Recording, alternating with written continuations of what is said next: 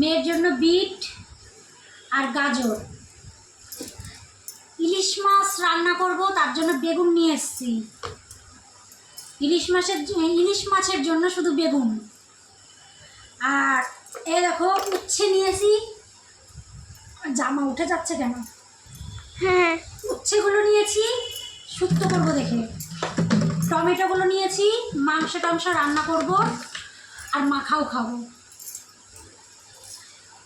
এটাও নিয়েছি শুক্তো করার জন্য। পেঁপেটা নিয়েছি আমার ছেলে আর মেয়ের জন্য। এই দেখো আর একটা বিট রয়েছে। এখানে আছে কাঁচকলা আর আলু।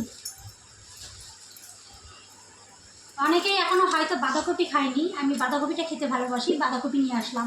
বাঁধাকপির দাম এখন অত্যাধিক বেশি, কিন্তু আমি নিয়ে এসেছি বাঁধাকপিটা খাবো দেখে। ধনে পাতা নিয়ে এসেছি, এই দেখো।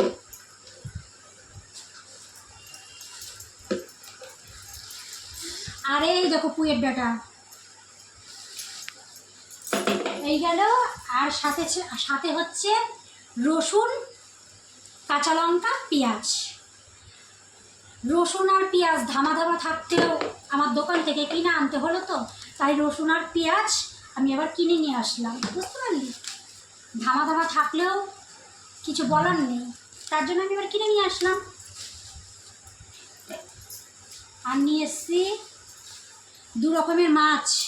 এগুলো ঢালবো, পরে দেখাচ্ছি, পরের ভিডিওতে দেখাচ্ছি। আর নিয়ে এসছি মাংস।